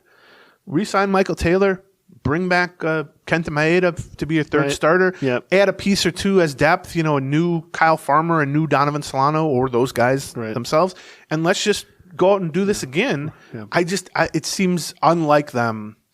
Not because they're against the idea of kind of status quo, but just they're too curious to do that. They're too wanting to push the margins, and they want to see all the new products. They want to see everything that's available to them. Also, you can't spend, the 2 weeks of the postseason and then the week after the postseason talking about how awesome it was being there and how important it was and how it means something to the franchise. And, preaching that to the fan base and hoping that they're going to be signing up for some season tickets and all this other stuff. And then say, we're going to do nothing for 5 months. I don't think you can do that. Although, I guess the argument would be, this team finally was different. This team finally broke through. Why do we want to change anything? Yeah, maybe. But that's not how sports work. If you're staying if you're staying status quo, you're likely getting passed. And I don't mean like Cleveland's passing them, but the idea of let's just roll back this exact same roster. I mean, you see this all the time, like a Super Bowl winning team or something will be like, we got the same, we have no big losses, and then they lose 3 more games than they did the year before or whatever. So I think that's kind of how I view it, which is you could go with the status quo this offseason, tinker around the margins, try to replace Gray and or Maeda, find a new short-term center fielder, and just kind of say, we'll be favored to win the division. We'll have depth. We can make in-season moves. You could always trade Jorge Polanco mid-season if Brooks Lee is ready or whatever like that. But I think they're too curious to do that. At least that's my hope, because not that I think rolling it back would be bad, right? But it's not as interesting. For us. It's also you've got a good base like that. You just want to stay on there, or do you want to build on that base? This feels like an opportunity. You can view it 2 ways. You can view it as a nice, safe thing to do, or you can view it as we've got this opportunity now. Like I think it almost we just laid out. They've got some real money now. They might not have the free agent market that we were hoping for to do it, but I think it almost lends itself to being more creative. Yes, because it's like, we can go out there and try to make a few nutty things happen, or just off the radar, outside the box things happen. If it doesn't happen, we can just sit with what we have and we're fine. But I don't know. I would expect some moves. So before we talk about the free agents and some Rule 5 stuff and just finish up, and then we'll play a clip from the Bobby Nightengale interview too. Let's talk about our last couple sponsors here. Speaking of big decisions, you might have made the big decision. I am ready to talk to a therapist about something. Anything, right? So let's talk quickly about our sponsor, BetterHelp.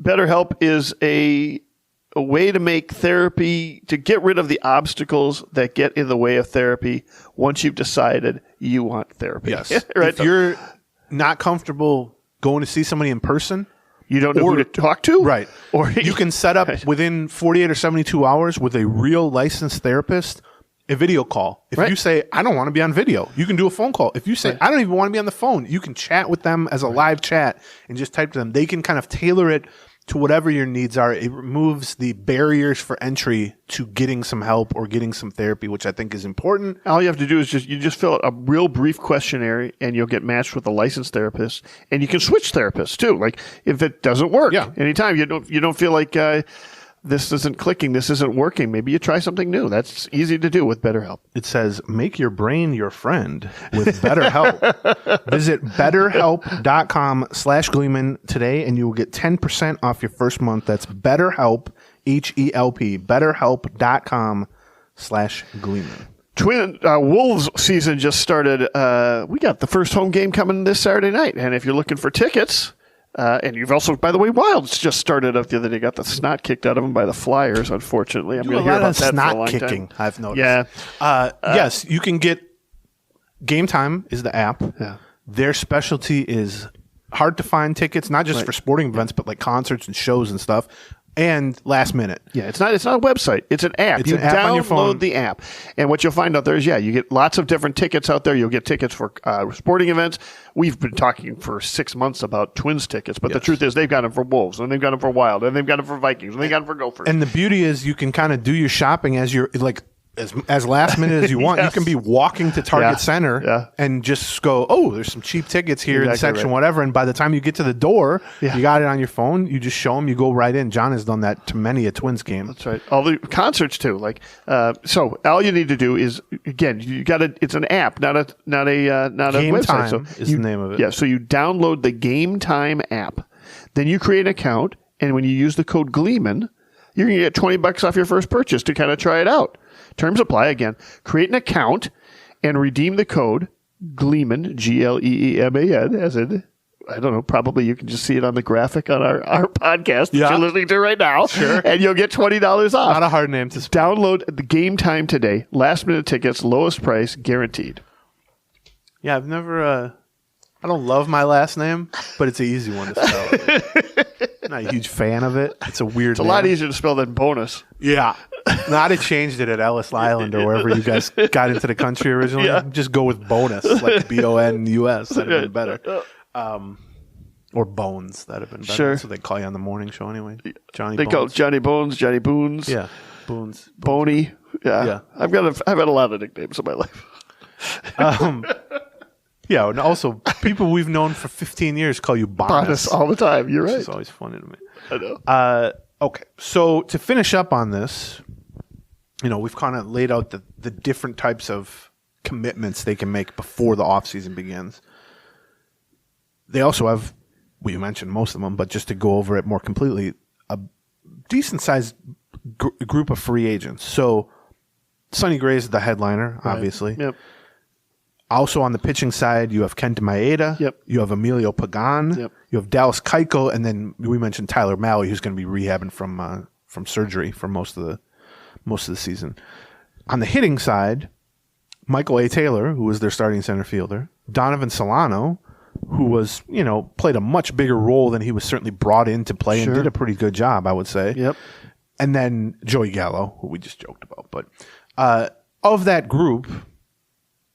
I would say under the right circumstances, they should be or would be interested in certainly Gray coming back. Sure. Kenta Maeda, probably. Emilio Pagan, perhaps. Michael A. Taylor, perhaps. And Donovan Solano, perhaps. I don't think Joey Gallo will be back. Probably you didn't have to laugh that hard at it. Not. I don't think Tyler Mahle will be back. And even if he were back, it wouldn't be a 2024 factor anyway. Right. And I don't think Dallas Keuchel will be I back. did give some thought to whether or not they would consider giving Mahle a Pineda kind of deal. I just can't believe they would do that. So if you have, what did I just say, 5 guys that you might be interested in bringing back under the right circumstances. For Gray, I feel like we've discussed this endlessly, except every time we do a mailbag for the podcast or I do one for The Athletic, those are always the questions. Yeah. They will make the qualifying offer to Sonny Gray, which will be in about, 2-3 weeks or whatever. The qualifying offer is effectively a 1-year, $20 million contract that he can accept or decline. He will decline it because he can just do much better than a 1-year, $20 million contract as a free agent. Yep. At the point at which he declines it, then he's just a straight-up free agent. The Twins are free to negotiate with him as they would any other free agent, but they have no more kind of advantage other than any team that signs him that isn't the Twins will have to lose a draft pick, like effectively a second-round draft pick, to sign him, which does drag down his market value a little bit. Yep. And if he does sign elsewhere, the Twins will get what is effectively a late first-round draft pick as compensation. So that factors into even their view of it, which is, let's say Sonny Gray's market is a little bit down from what you would expect or what he would expect. And let's say he's available, I don't know, on a 3-year, $60 million deal, which to me would be a bargain given some of the contracts guys like Chris Bassett have gotten in recent years. But for the Twins, yes, would you want Sonny Gray back?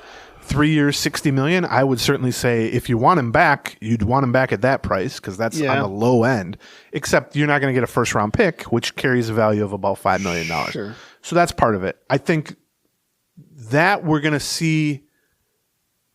I would not expect him back. I think they're open to it and they're interested in it, but I just don't see them. I mean, we just mentioned the most they've ever spent on free agent pitching. The most this regime has ever spent on a free agent pitcher is $20 million. Right. Yeah. Total, not per year. Total. I think they are.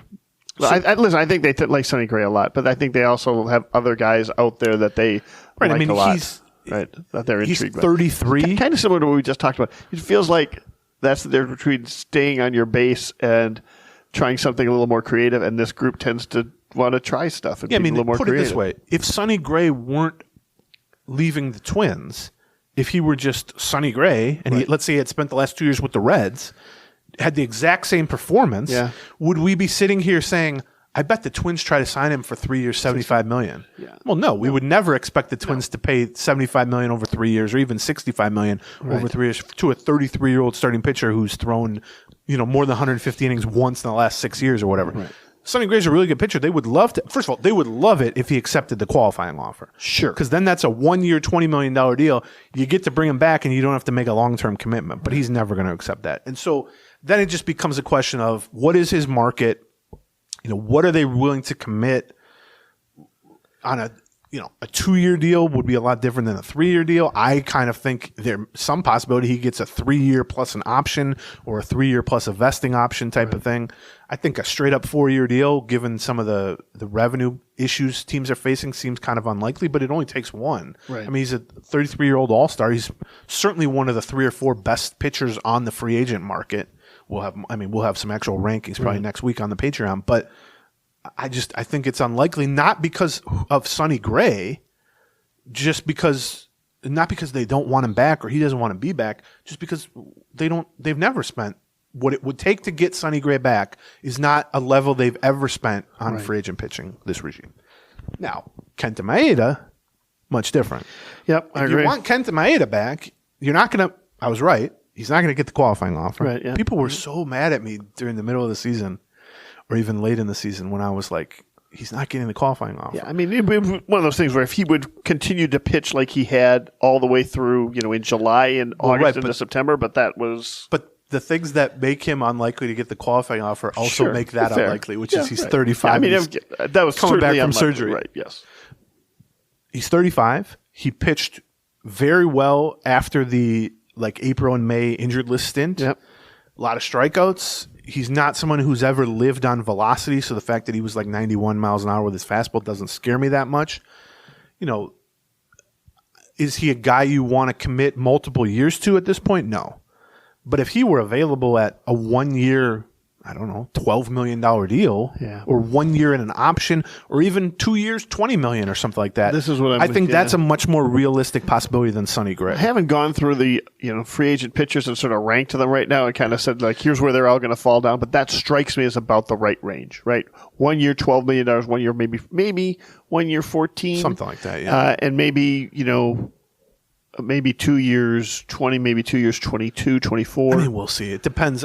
I also just think it's not a great free agent pitching class relative to the last 3 or 4. Right. It's relatively deep though in mid rotation starters, which is where I would put Maeda at age 35. Right, yeah. And so, yes, I know Twins fans are fond of Maeda, and the Twins are fond of Maeda too, but I think the way they tend to view these things is they would have him in a bucket or in a group with 3 or 4 other guys that they also view as kind of aging mid-rotation guys, and if he has a market that's going to get 2 years, $25 million, they'll just move on to the next guy. And so if they view themselves as already having sort of a floor set, right, which they have 5-star. I mean, if they had Right. to, they could go with Right. Louis Varland as That's the right. 5th starter. Chris Paddock is going to effectively replace one of Gray and Maeda. And what we've seen from this group is that once they feel they got that floor set, they don't feel the need necessarily to shop in the mid-range. Right. They tend to shop on the higher range, which is why I'm, again, that kind of comes down to the earlier conversation. Do they just roll it back with, let's bring back Maeda for $12 or $13 million? Right. And I mean, I think that would make sense. Michael Taylor, and because under that we scenario, spent 20 and we're done. Your starting rotation, like opening day starting rotation, would be Pablo Lopez, and then in some order, Joe Ryan, Bailey Ober, Chris Paddock, Kenta Maeda. Right. I'm not saying that is a championship caliber starting rotation. It's less good than this year's starting rotation because Sonny Gray is better than all those other guys. But that pushes Louis Varland likely to either AAA or the bullpen to begin the season. We talked a lot about that on the last couple Patreons. Bullpen possibility for him, if you're curious about that. I think that more fits their approach. And then with Maeda, I don't know that you can count on him at age 36 making it through 30 starts or whatever, except the goal there would be get the value early in the season, and then if he does fade or gets hurt or whatever, you have Louis Varland then ready to step in, or you have David Festa in the second half ready to step in, a prospect, a young guy, something like that. On the hitting side, I guess I'll include Pagan in this too. Pagan was really good this year. However, he very rarely got anything resembling a high leverage situation. I mean, they were clearly handling him with in a way that kind of protected or shielded him from true downside. Now, within that, he pitched really well. Is he a guy that, given how well he pitched and the durability he showed, which they really value a lot, he's always available. Right. Like, I think he led the bullpen in innings, 70 innings or something like that. Yep. Is he a guy, if he wants to take a 1-year, $6 million deal or something like that to return? Would they be into that? Maybe. Although they just have spent such little money on free agent relievers over the years. Even like last season, we were like, it was mind-boggling. They were like, they're doing nothing with the bullpen at all. Right, yes. And even 2 years ago, Joe Smith was their big pickup for the bullpen. Right. And so that's kind of why I view that as unlikely, not necessarily because of anything Pagan did or didn't. I would just put the over-under on how much they're going to spend on bullpen at $4 million. Right. Right. Especially, maybe 4.5. Especially given the payroll situation. It's the easiest spot to not spend money, basically. Then that leaves Taylor and Solano. And here's kind of how I view this. Both of those guys did a really nice job. Yes. They're well-respected veteran guys. Taylor's 32 and Solano was 35 or something like that, I think. Yep. They both were brought in as depth and ended up serving much bigger roles than expected and did just fine and at times thrived in those roles. I think Solano had like the third most plate appearances on the team. Taylor ended up starting 110 games in center field. They were both really good. But for whatever reason, and so neither of those guys are going to get big long-term offers as free agents. Of course. There's no reason. Maybe Taylor could get a 2-year offer, but I would kind of expect both those guys to get 1-year offers as free agents. You never know. But I view him much the same way as Farmer. It's sort of like he's somebody who's except he's actually played a lot of center field this year. It's a little trickier though because they traded for Taylor at the second year of a 2-year contract, so we don't know really what his free agent market would have been. Whereas we know with Solano was unsigned into spring training last year and then took a $2 million deal from the Twins. It's fair, but we also know they didn't give up hardly anything for Taylor at $4.5 million for 1 year. So there wasn't people and he was available all offseason. Right. So theoretically, you could again just say, Taylor made $5 million. Give him 1 year, $8 million deal to come back as your center fielder. Give Solano a 1 year, $3.5 million deal to fill the same platoon role with Kirilloff at first base. I would have no problem with that, like as a bigger picture idea or individually with those two guys. But for whatever reason, the Twins have just very rarely done that with their kind of 1 year fines. Sure. Like I go back to like Matt Whistler. Most of them haven't worked out as well as Taylor. No, but even Solano like did. The Tyler Clippards of the world and the Matt Whistlers of the world, and I think about some of the other. I mean, they've had some 1 year stopgap guys that have worked okay, and for the most part, they don't seem to get like kind of overly attached to the specific player. Right. What they try to do is let's find the next Michael Taylor. Let's find the next Donovan Solano. Yeah. And if the next Michael Taylor ends up being Michael Taylor, that's fine. But I don't think they place more emphasis on retaining what you have. I think they just view Taylor as the the number 4 best center fielder. If we need to sign him, we can sign him. They're fairly fungible with other options as well, such as Kiermaier or some of those other guys who might be available. Where you're like, also if Michael Taylor playing as much as he did and having as much success as he did is based on the fact that they gave him 130 starts out there, and because as a result of that he's available and somebody on the market wants to sign him for $7.5 million. Well, maybe they move on to the guy who doesn't have that for $4.5 million. Yes, I think that's about right. Yeah. So I guess I wouldn't expect. I mean, I will say this about pretty much every free agent every year. If you don't expect them to return, you're more likely to be right than that. Of course. That's just how free agency works. And everyone likes to talk about the duckies and bunnies and say, we loved it here. We love this guy. But and they do. But when you can negotiate with 30 teams, the one team that you just came from. Or 18 players. Doesn't have that big of a leg up. And I think that, to me, out of all these free agents, would I expect at least one to return? Yeah. But individually, I would not bet 50% even on any of them, including like Maeda or including I agree. Taylor or Solano. Rank them in terms of likelihood to come back. Oh. Taylor's number 1. Well, so we just do the 5 that we think they'd be interested in, basically. Yeah, I guess Taylor would probably be number 1. I would say maybe Maeda number 2.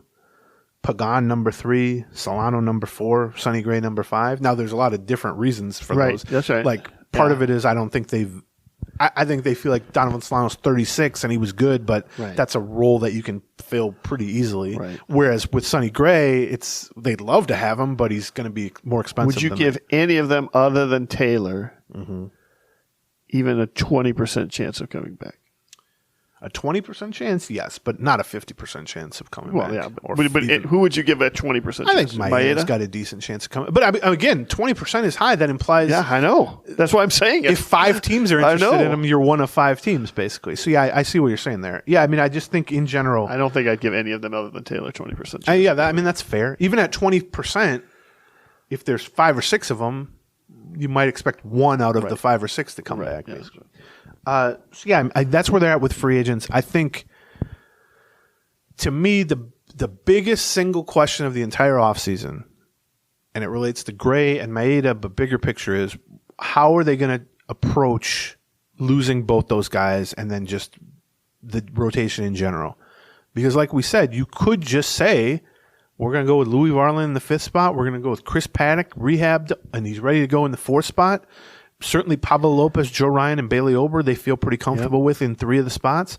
Yes, you're down Sonny Gray, but if Chris Paddock can kind of do something close to replacing Sonny Gray, which is going to be a big challenge, and then Louis Varland can kind of step in for Kenta Maeda, it's a drop-off, but also it's the entire rotation would make, $12 million or something like that at that point. So I think that's a route they could take, but to me, I don't after seeing the extent to which the rotation carried them all season and carried them in the playoffs and just was the foundation of this team, the success for this team, I feel like if you're not going to re-sign Gray, you need to either find someone who's as good or better than Maeda. I agree. To at least bring back. I agree. And ideally, you'd find someone who's as good or better than Gray, but I think that's going to be above their price point. But I agree. I think the number one need is a top of the tippy top of the rotation starter. A playoff caliber starting pitcher, right? That's a pretty good way to do it,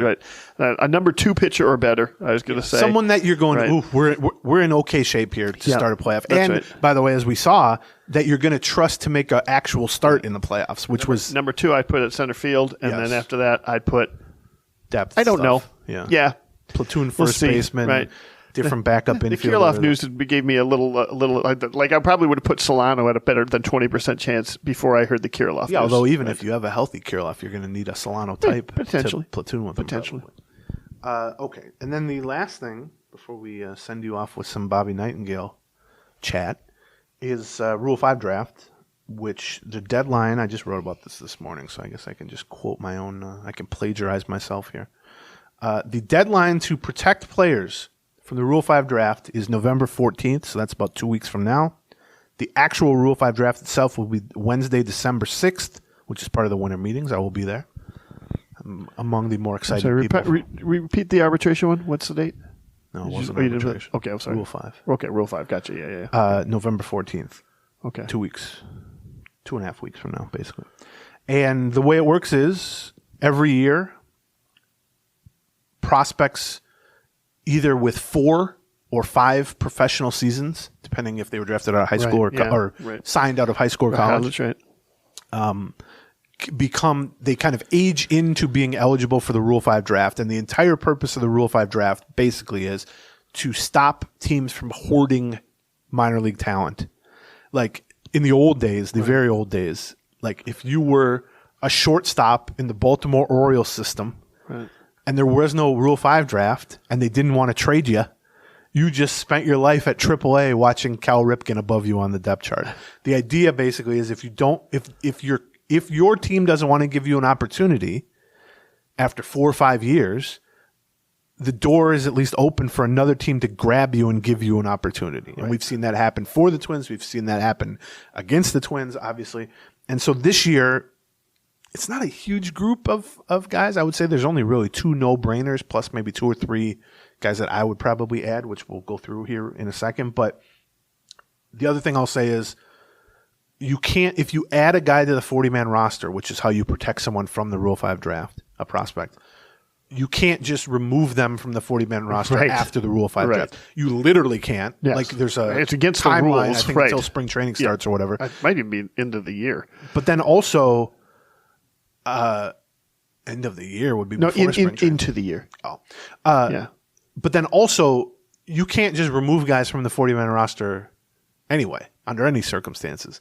The only way to remove someone from the 40-man roster is expose them to waivers or trade them. Right. And so if you were to add a prospect right now to protect them from the Rule 5 draft, and then the Rule 5 draft passed, and then you thought, well, now I'll just take them off the 40-man roster. Well, now they're just on waivers. Right. They're more susceptible to being claimed off waivers than they are to being drafted in the Rule 5, because the other thing to remember with the Rule 5 draft is anybody selected in the Rule 5 draft costs $100,000 for a team to select a player. That player then must remain on that selecting team's active, which is a bargain, by the way. Yeah, $100,000. It doubled though. It used to be $50,000. Yeah, that's right. Yeah. That player must remain on that team's active major league roster for the entire season, or be offered back to their original team for $50,000.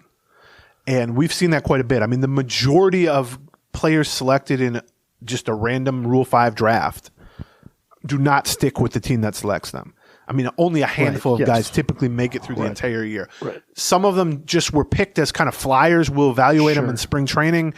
They didn't really have a fit. They offer them back midway through spring training. Right, yeah. Sometimes teams work out a deal where they just keep them and you send them some compensation or whatever. A lot of times, because this is early offseason, you might take a catcher or a reliever and think, well, this guy can be on the roster if we just do nothing this offseason, but then you end up signing a catcher and then you don't need the guy you drafted. And so there's also just been a lot fewer Rule 5 guys taken in the drafts. Last year there was a lot. I mean, they canceled the year before because of the lockout. Right. Well, maybe that's why you had a carryover there. The COVID year, where the Twins actually lost Akil Baddoo and Tyler Wells, was tricky because there hadn't been a minor league season. Right. So how are you even evaluating guys at that point?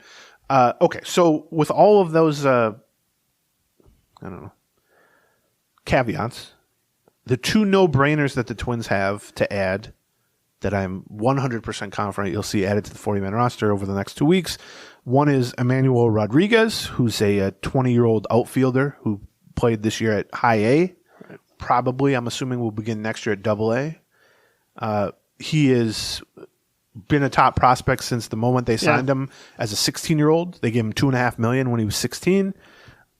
He, I would say, now has established himself as a consensus top 100 global prospect, and I would put him a very strong cemented number 3 in the Twins farm system. He's certainly good enough that he could be a number 1 for a lot of teams, and a lot of past years for the Twins, he would just be the number 1 prospect. But they have Walker Jenkins and Brooks Lee, so he's number 3. Although I wouldn't be surprised if some people maybe rank him a little ahead of or equal to Brooks Lee. But that's an easy addition to the 40-man roster. If you did not protect Emmanuel Rodriguez, not only would he be the number 1 pick in the Rule 5 draft, teams would be fighting over themselves to trade for the number 1 pick in the Rule 5 draft to get him. To a lesser extent, but also a no-brainer, is Austin Martin, who was the headline prospect in the 2021 deal for Jose Barrios, had a down 2022, and then missed basically the first half of last year with an elbow injury that he had during spring training. They feared that he might need Tommy John surgery. He was able to rehab it, and then he returned. He joined the lineup at AAA like in late June, early July, kind of shook off some rust for a few weeks. And then I got the numbers here, his last 44 games, so a third of a season basically, for the Saints, hit 300, 29 walks in 44 games, 15 steals in 44 games, 428 on base percentage, That's 473 crazy. slugging percentage. I think he had like 5 or 6 homers, decent number of doubles. His stock has definitely dropped. I mean, he was the number 5 pick in the 2020 draft, I think 2020 draft. Out of Vanderbilt, he was a great college player. His stock dropped in 2023 or 2022, and through the first half of 2023, right? But he really played pretty well, and I will say, even beyond the good numbers, talking to some people who scouted him with St. Paul, and even some people who just played or coached with him in St. Paul, he was impressive. And 5 or 6 home runs in 44 games is crazy. I mean, for him. The hope with him coming out of college was he had good bat to ball skills. He controlled the strike zone. He's a good athlete, speed. People were hoping that he'd become, 15, 20 homer type of guy. Right. I don't think that's likely, and they tried to kind of revamp his swing, and that played into the down 2022 and all that. Yeah. But he's not, Luis Ariz from a power standpoint. Right. And I mean, Luis Ariz is a better player than Austin Martin probably will ever be. So that's not a criticism. But I do think he's a guy who could be a 10 homer guy and hit some doubles and triples. Like, he might have enough power to make pitchers pitch to him. Yeah, I think that's probably right. or be careful when they pitch to him. But yes, if he were left off the 40-man roster, he would, again, be the number 1 pick in the Rule 5 draft. He's a caliber of prospect that is never left to be picked in the Rule 5 draft. So he'll be added. And in fact, I think there's a decent chance, kind of going back to the Michael Taylor discussion, the center field discussion, free agency and all that I don't think he would be the opening day center fielder unless they just whiff on what they would actually like to do in center field. But I think part of the equation for re-signing Taylor or going after a similar short-term veteran to Taylor, trying to trade for a true number 1 is well, if we think Austin Martin might just be ready to be the center fielder in June, what are we really? Aren't we just kind of keeping that warm for him? Yeah, right. And that's maybe a little bit of a leap, but I think he can handle it from a speed standpoint and a range standpoint. He's also played shortstop and second base, but I think that's probably his best bet. So those are the 2 no-brainers. And then just to run through, I would say there are 3.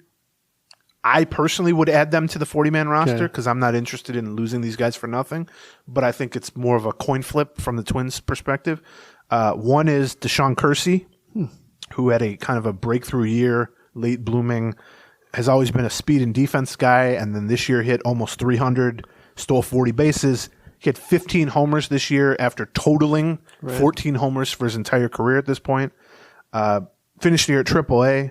Did a pretty good job there, was really good at AA for 2/3 of the season. He's a legit center fielder. Again, I don't know that he's going to be for opening day, but if it's not Austin Martin in center field midseason or late season, it could certainly be Deshaun Kersey. He's a left-hand hitter. You could platoon him and Martin and use the other guy as a backup outfielder. Martin can be a super utility guy, infielder too. He has a skill set that is very easily targeted in Rule 5 drafts, which is a 4th outfielder profile. Yeah. He can play every place. He's a good defender. He can run a little bit. He's shown some offensive upside. He's probably major league ready because he finished the year at AAA, and he's also 25 years old. So I think, would that be a huge loss? Would that affect the Twins' long-term planning if you lost Deshaun Kersey? No. But I do think... Is he a little redundant with Stevenson? Well, they don't have Stevenson anymore. They cut Stevenson. Oh, okay. You should listen to the podcast that we've been recording for the last hour. They cut Stevenson. First of all, we talked about this. Luplow and Stevenson were dropped from the 40-man roster. I missed that. Okay, got it. All right. Sorry. We need like a pardon the interruption, scroll of the topics that we've talked about. All right. But yes, he's a Stevenson type, but 4 years younger and has maybe more upside or something like that.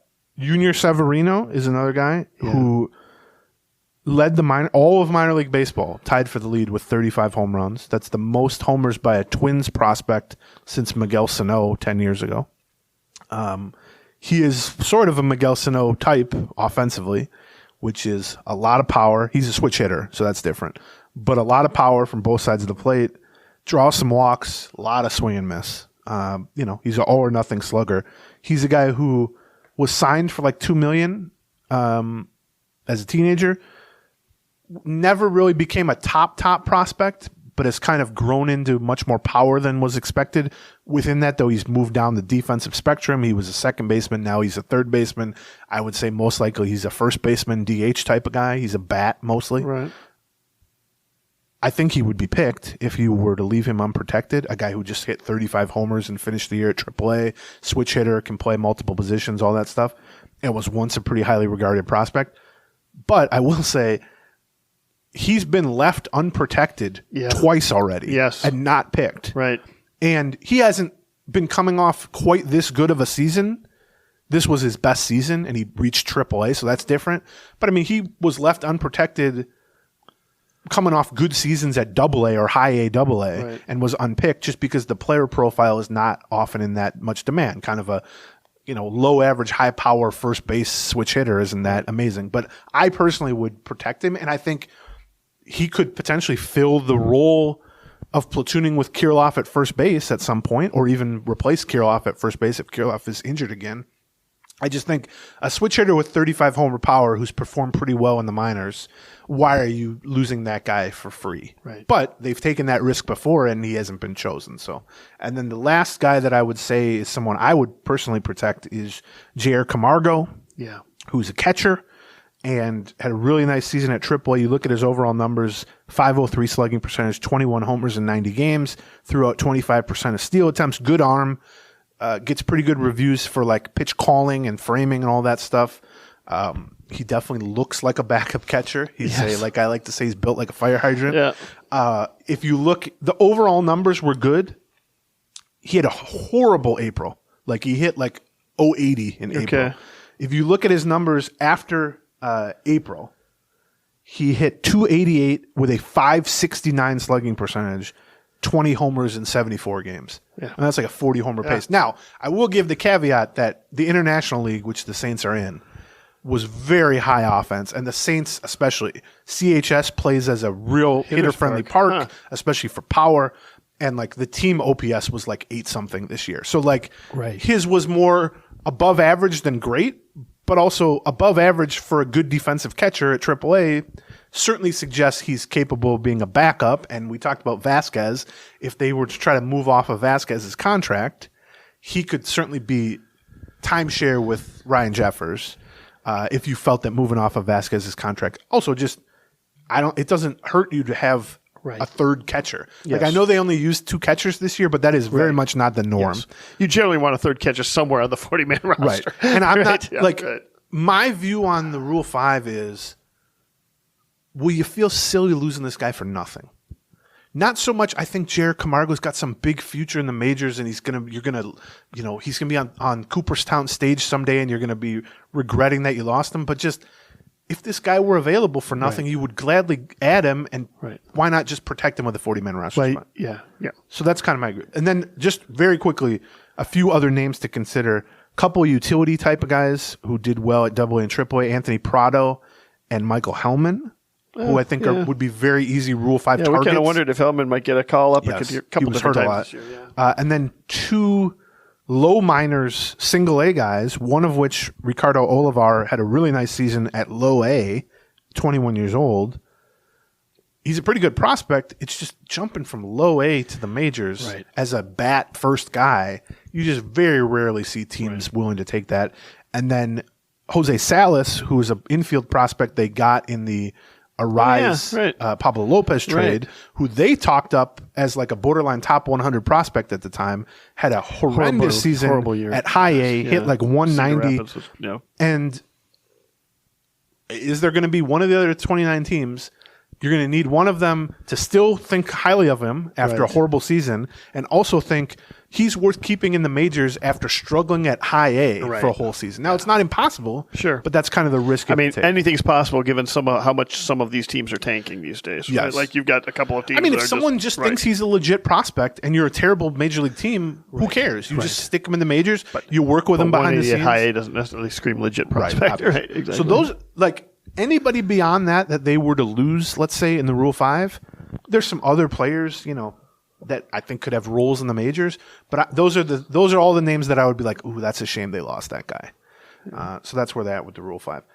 I think of the second tier guys that you were talking about, I think Camargo's a lock. I don't think Severino is going to get a lock to be added to the 40 to be added. Yeah. I don't think Severino will be.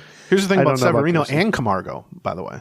They are both technically minor league free agents. Yeah, right. Now, last year, Camargo was also a minor league free agent, which after 6 years in the minors, it's sort of like major league free agency. You just become a free agent if you're not on the 40-man roster. Last year, where Camargo had like an okay year at Double-A, they just re-signed him to a standard minor league contract, and he didn't get picked in the Rule 5 draft. That's right. Yeah. They could just re-sign him to another standard minor league contract and say, hey, we'd like to stash you at AAA again. But there's a decent chance somebody else would also be willing to sign him to a minor league contract. Right? Yeah. If you sign a guy to a minor league contract and you do it between now and the Rule 5 draft, that player is then eligible for the Rule 5 draft. And there is a little bit of, I think, a gentleman's agreement that like, hey, we just signed this guy to a minor league contract. Don't take him in the Rule 5 draft, but there's nothing prohibiting that. And it's the same thing with Severino, who is also technically a minor league free agent. So I would say if you feel strongly enough that you want those guys back in the organization, I would put them on the 40-man roster to protect them from being taken. Or you could also just do this. If you really want to play fast and loose with it, let them become minor league free agents. Essentially tell them, we'll give you a nice little bonus here to come back on a minor league contract, but let's wait until after the Rule 5 draft to do that. But again, that's a lot of work to just avoid putting a guy in the 40. Well, not to mention, like, why are they granting us any favors when they've got their minor league free agent? You have to pay them more. That's right, that's... if I'm Camargo, I could think, I'm stuck behind a up-and-coming guy who's entering his first year of arbitration, and the guy's got 2 more years at $10 million on his contract. Maybe I just go to another organization that's got a backup that I can replace midway through the year. Yes. And to me, like... Plus they both stayed healthy. And they had good years. Camargo's going to be like, what's the matter with this guy? I mean, I do think both of those guys would be picked, probably. I know we talk a lot about the value of 40-man roster spots, and they are valuable, and you don't want to go overboard and protect just to protect. Right. Like some of the guys like Hellman or whatever, like it's definitely a decision that you have to make because you can't undo those. You have to stick with that. And so later in the offseason, if you're at 37 spots and you want to sign 3 guys, you're just going to run into... You're going to have to drop talent from your 40-man roster to do that. So you don't want to just protect everyone. Like you do want to make some tough calls. But I would say, those 5 guys are guys I would protect. Okay, so to finish the show. Yes. We're going to leave you with... Let's thank our sponsors here because we Game Time and BetterHelp and Chomps. And odds are... He looked at me like I'm a monkey. I have to make a sound. Dance for me. That's right. We're going to now leave you with a little chunk of the, 90-minute show we did with Bobby Nightengale of the Star Tribune, which you can get in the Patreon archive. In its entirety. If you subscribe to the Patreon, you get the entire archive free. Yeah, including like the last 3 shows were Bobby Nightengale, a mailbag where we did a lot of talk about a lot of different topics, and then before that was the Falvey Baldelli breakdown. Right. So the three good episodes to start with. So here's just a little taste of the conversation we had with Bobby Nightengale. This is something I'm fascinated with is like the differences in what type of access they get, sort of how they're treated by media relations, kind of how the GM works in terms of like Falvey talks probably more than most, and like what are the day-to-day briefings compared to Detroit as well. Like you've been through all this stuff. So how different are the cultures? I'd say Cincinnati and Minnesota are similar team-wise, like in terms of like how the manager treats the media, GM treats the media. Both were really available, both really helpful in terms of they just want you to get it right, and they'll answer your questions. I would say Minneapolis is a more competitive market in terms of there's more media. Like TV stations actually go to things, and it's a 2-newspaper town. I mean, the Reds weren't good the last few years. Well, I guess they were a 100-loss team. My last year there, they got better. Baseball would be bigger in Cincinnati than. I mean, who rules? What sport rules in Cincinnati? The NFL, like every place else. Now it's the NFL just because the Bengals, Joe Burrow. Well, I suppose. But before then, it was definitely Reds. Until Burrow turned them around. But I would say the Reds do a really good job in terms of they'll film stuff on their own and give it to all the media outlets. Like post-game, the PR director will record it on his phone and put it online, and they can all download it online. You don't have to come to the stadium. And such, or? Yeah, and then so then it makes it onto the news. It's sort of what teams did like in the 2020 COVID right, yeah, exactly. That's like where it started. Zoom stuff. Okay. So it's just, but basically a lot of TV stations were like, instead of going down there at 10 o'clock close to, our newscast, we'll just kind of rip the video from what the PR staff gives us.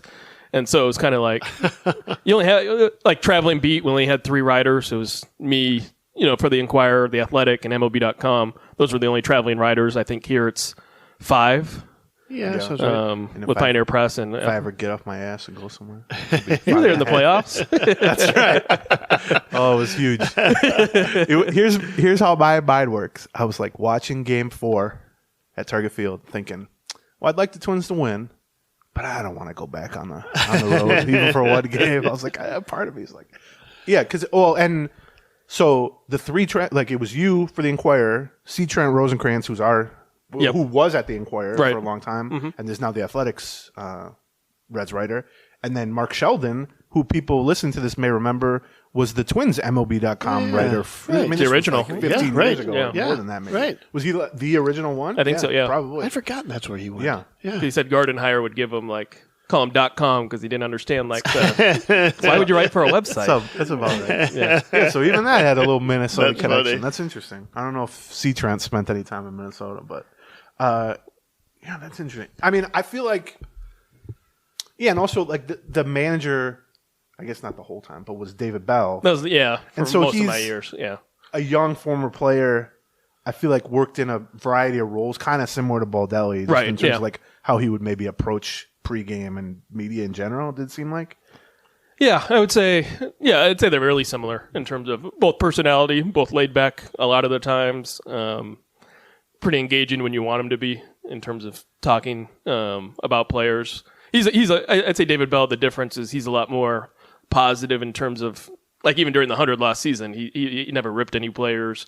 Whereas Baldelli, sometimes, if he feels like he needs to, I think maybe he won't say it outright, but he'll at least do it subtly. That's an interesting. Yeah, that's interesting because I think a lot of Twins fans perception is the opposite. Who don't have they have the Twins only blinders on, which I don't mean as a criticism, but this is something we talk about a lot. Yeah, just in all things. If you only pay attention to the Twins, we talked about it last year about the quick hooks for starters. Yeah, and then this year people kept saying, well, they still have quick hooks, and it's like, well, they led the league or second in innings. It's like if you only pay attention to the Twins, I think that's a good example. Which is, I think the perception of Baldelli is, he never rips anybody, never throws anybody under the bus, and he doesn't really. Right. But relative to someone who tries to make things like, there's at least, we joke about this sometimes, there's like Rocco speak, where you hear something and he's not explicitly throwing anybody under the bus. I mean, he's never done that, basically, on the record at least.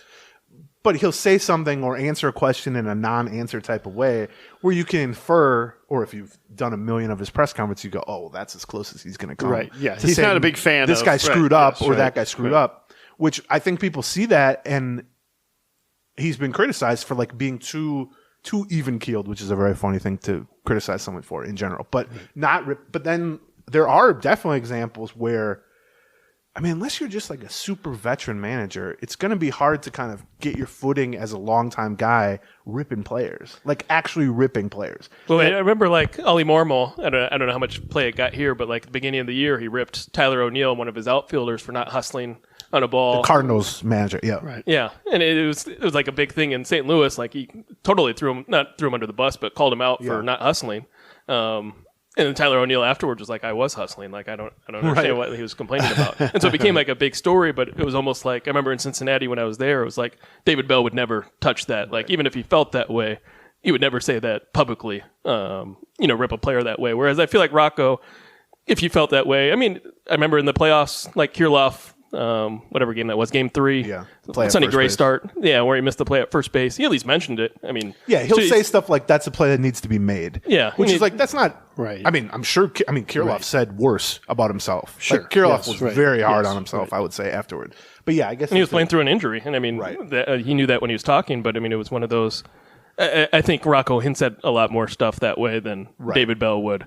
That's interesting. Especially during a 100-loss season. I mean, we saw a lot of terrible baseball, and he never. I mean, he was kind of relentlessly positive, which was kind of that's what Cincinnati Reds fans kind of ripped him for. Was kind of like we want, everyone wants that TV manager who's going to yell and throw things against the wall. Yeah.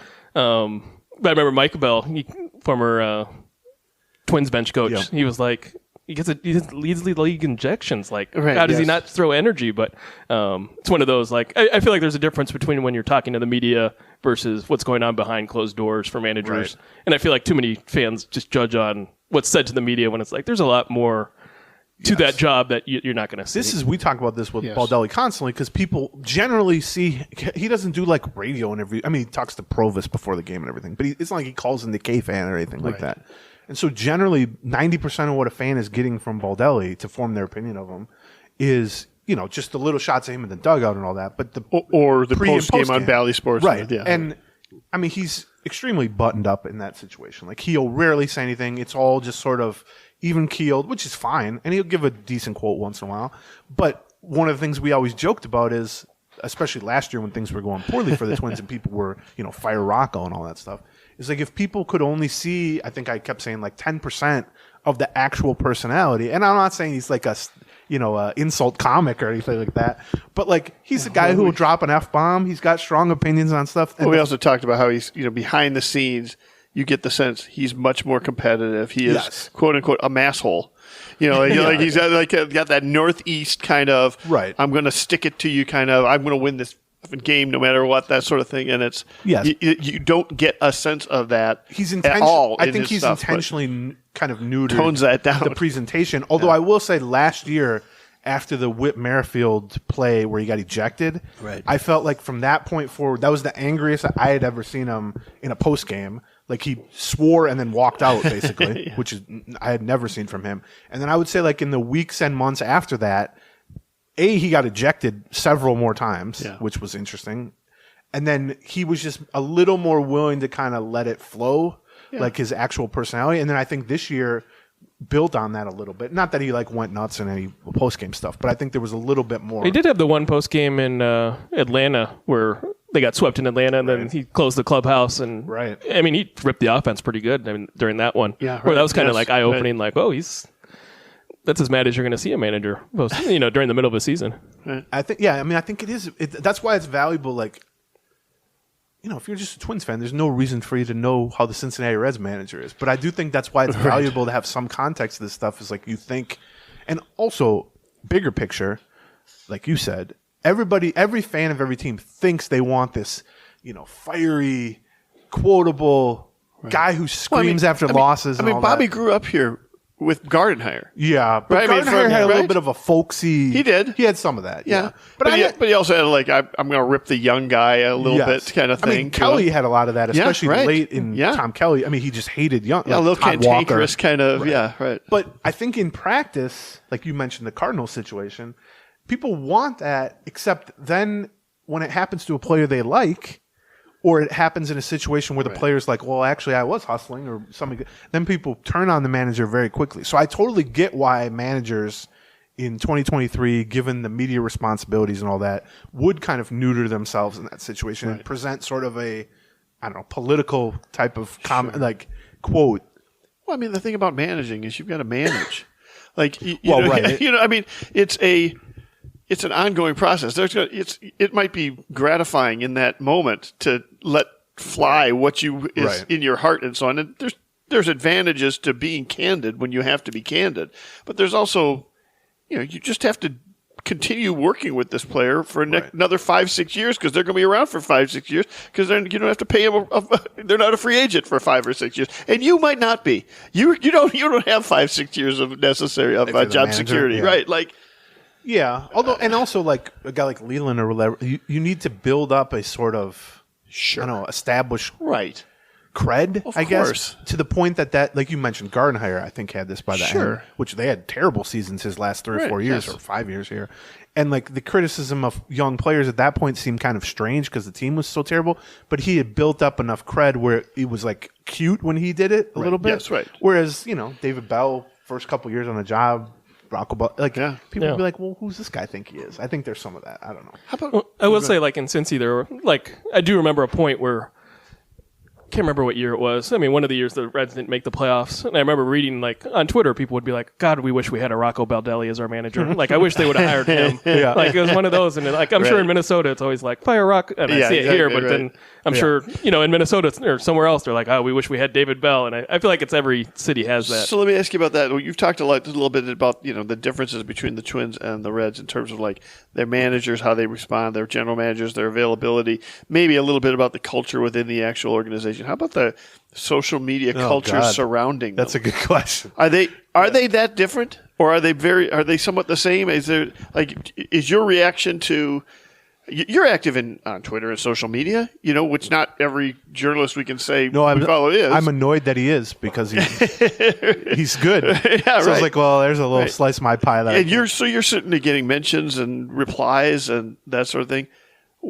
How does Minnesota social media or Twins social media correspond with like Reds social media? Is it similar? Is it different? Is it more negative? Is it more positive? Is it more sabermetric? He joined midway through more emotional, a division title winning season.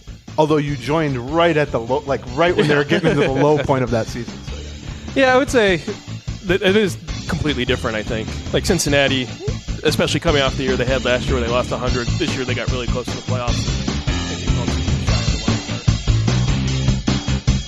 Gleeman